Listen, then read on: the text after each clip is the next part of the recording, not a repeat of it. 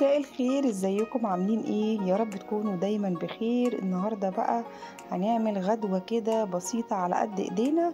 بس لو اول مرة تشوفوا قناتي ما تنسوش تعملوا اشتراك ولايك وشير لو عجبك الفيديو. تحسبيها بقى غدوة فطار، احنا بصراحة كنا عاملينها غدوة غدوة بقى كده على قد ايدينا، ما كلفتناش غير حاجات بسيطة.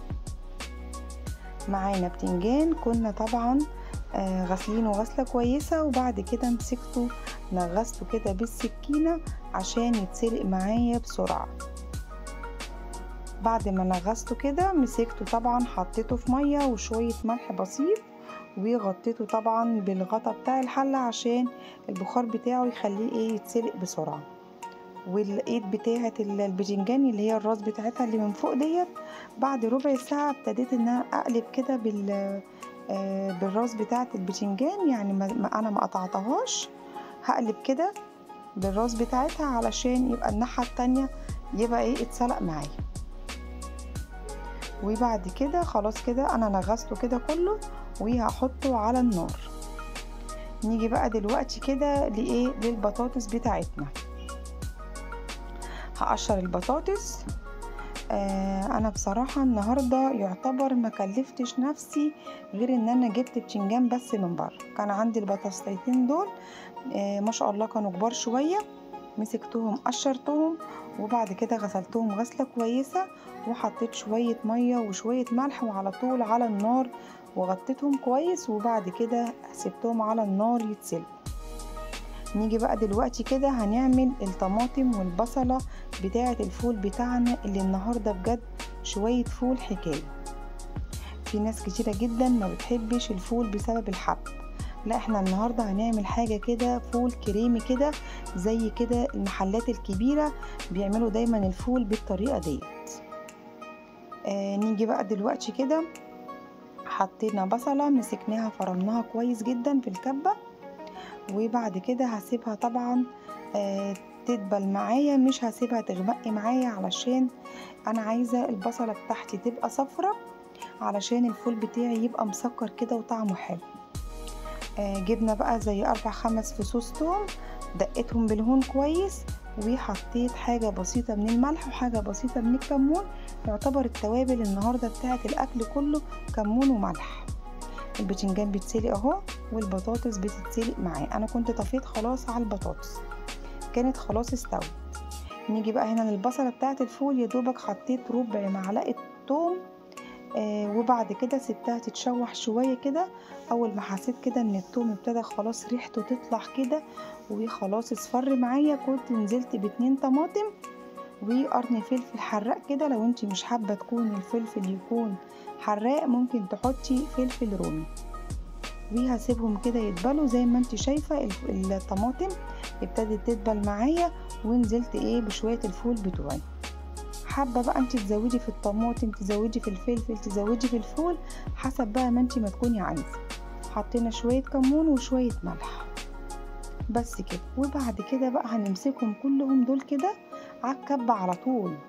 بصي حاجة كده بجد كلهم بقى متطعمين كده من البصلة والثوم والطماطم، حاجة كده بجد تحفة. كنت بقى مسيحة شوية زبدة، انا بحب الزبدة بصراحة ما سيحهاش كلها، بحب احطها في الفريزر وانزل كده مثلا 2 قالب كده اسيحهم كده يقعدوا معايا شوية، وهكذا ارجع اسيح تاني الزبدة.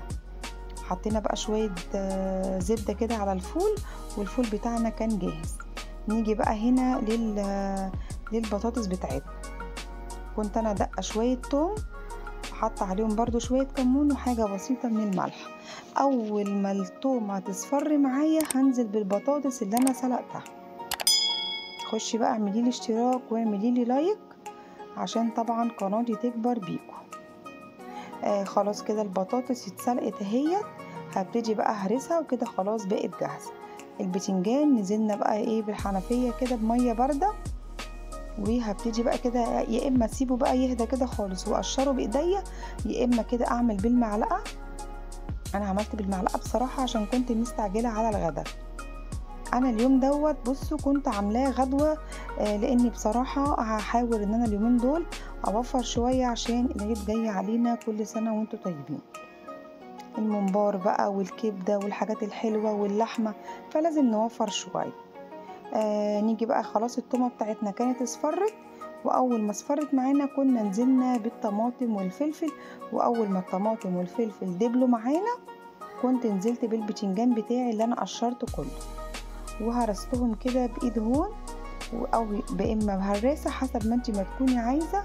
وبعد كده نزلنا بشويه كمون وشويه ملح بس كده، ويا دوبك هسيبها على النار بتاع 5 دقايق وهغرف. بجد الغدوه ديت ما كلفتنيش 20 جنيه. طب تيجي نحسبها مع بعضينا عشان ما تقوليش لا هي مش للدرجه دي.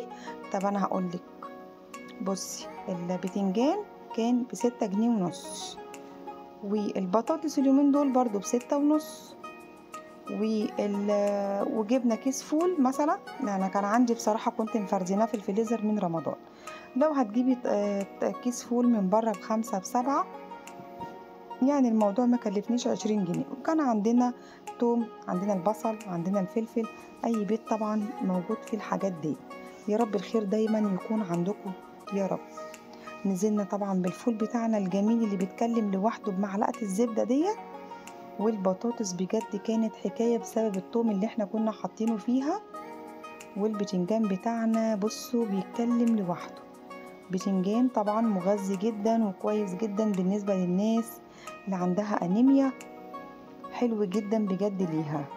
يبقى احنا كده عملنا وجبة متكاملة فيها كل حاجة، فيها نشويات وفيها بروتين وفيها حديد، وفيها يعتبر برضو البتنجان ده طبعا برضو من الخضار، كمية فيتامينات طبعا موجودة في البتنجان. وكده خلاص خلصنا الوجبة البسيطة بتاعتنا اللي على قد ايدينا. تعمليها بقى غدوة، تعمليها فطار، تعمليها عشاء، حسب ما انتي ما تكوني عايزة. احنا بصراحة اليوم ده كنا عاملينها غدوة وهي ما كلفتنيش، وما شاء الله الاطباق كانت ما شاء الله مليانة زي ما انتي شايفة كده. واتغدينا كلنا واتبسطنا. تحطي بقى شوية ترشي، شوية بتنجان مخلل. ما تنسيش بقى تخشي تعملي لي اشتراك وتعملي لي لايك. وبحبكم في الله، والسلام عليكم ورحمة الله وبركاته.